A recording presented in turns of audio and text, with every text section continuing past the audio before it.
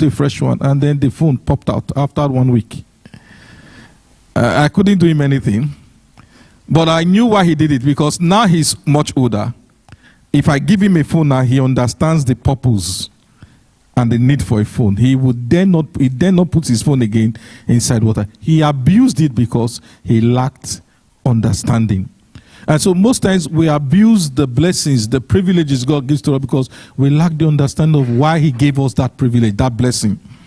And the world today, they lack the understanding as to what Christmas is about. And unfortunately, the church is gradually falling in line and taking Christmas to be a time to eat, drink, buy new clothes, lazy around.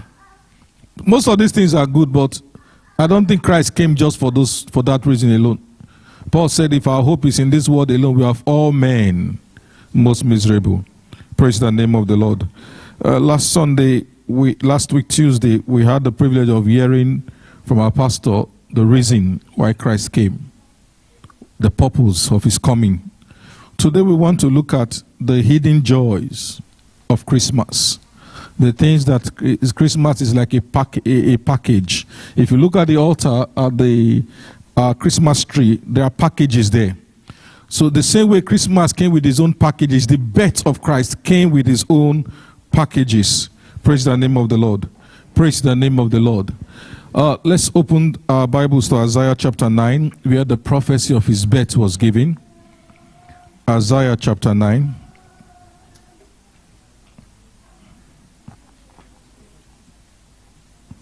Isaiah chapter 9 verse 6. Isaiah chapter 9 verse 6.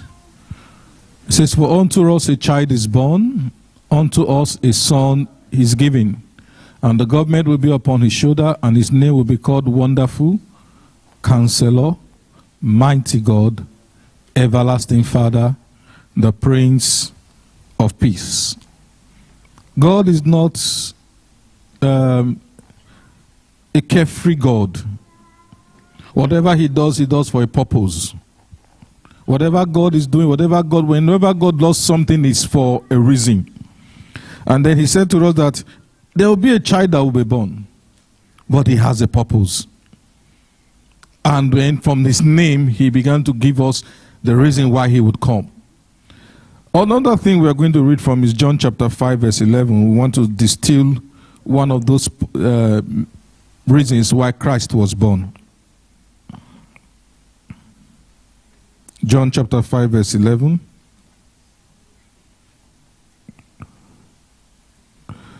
John chapter 5. He answered them. John chapter 5. John chapter 14 verse 11, sorry. I think John 14 verse 11. He said, these things have I spoken to you, that my joy may be in you, and that your joy may be full. Hallelujah. Hallelujah. Let's go over to the introduction page. We want to welcome every one of us, like I've said before, to these 12 hidden joys of Christmas. The Christmas narrative, richly portrayed in the Bible, offers us more than just a historical event or an account. It reveals profound truths, hidden joys that resonates with us even today. And today we want to unveil those hidden joys that are enwrapped in this festive period that is called Christmas. And one of the things that a lot of people try to make a debate out of is, was Christ actually born in December? Was December 25th the day that Christ was actually born? We are not going to bother ourselves with such debates. The important thing is that, was Christ born? Did Christ actually live on the surface of this earth as the Son of God? If that is answer is yes, then irrespective of the time we choose to celebrate his birth, it's every man to his own choice. We have chosen to celebrate him this season. We will continue to celebrate him until he comes. Hallelujah. Hallelujah. Now, let's look at one of the joy of Christmas. One of the joy of Christmas. The joy of hope. We have 12 packages to unwrap, so we need to move with time. The joy of hope.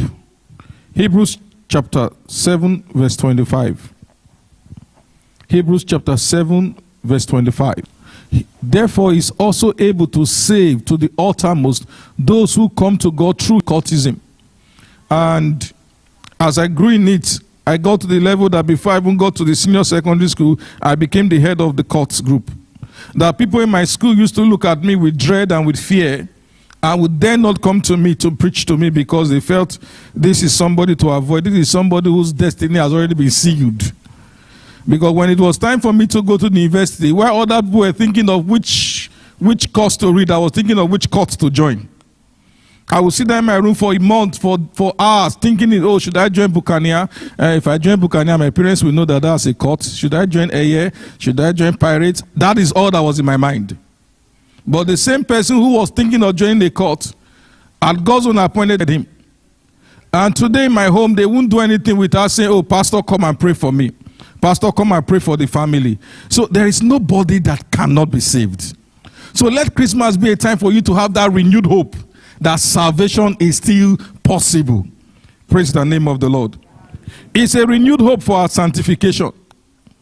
That God can still call us apart to use us for himself. 1 Peter chapter 2 verse 10. 1 Peter chapter 2 verse 10. This Christmas is a time for us to know that there is hope for us, that we can still be called his own. Those who were not once his people, but are now the people who had not obtained mercy, but now have obtained mercy. This Christmas is a time for us to have a renewed hope that God can still use me. Christ came because of me. Christ came not only to save me, but to use me, to call me soon, to draw me apart. It's a time for us to have a renewed hope that we can still be set apart by God. That no matter how far away you are, he can still beckon on you to come. When you look at the disciples that he used, none of them had the right qualification to work with him. But he called them. He called people like James and John, who he called the sons of thunder. Hot temper. So if God can use people who had hot temper like that, because these were the same people that told Jesus Christ to say, if Samaritans will not allow you to pass through their village, let's call fire down to consume them now. They were hot tempered, and yet Jesus used them. Jesus could use somebody like Matthew, was a tax collector, who could swindle people. Tax collectors is what we may even now call them like the Yahoo people. Because they had a way of increasing your tax without you knowing it. Adding and padding your tax to make more money for themselves. And he was hated by Israel. And yet, Israelites, and yet God used him. Look at his disciples. Is it Peter you want to talk about, who is forward in talking? Always bragging. But when the real thing comes, he disappears.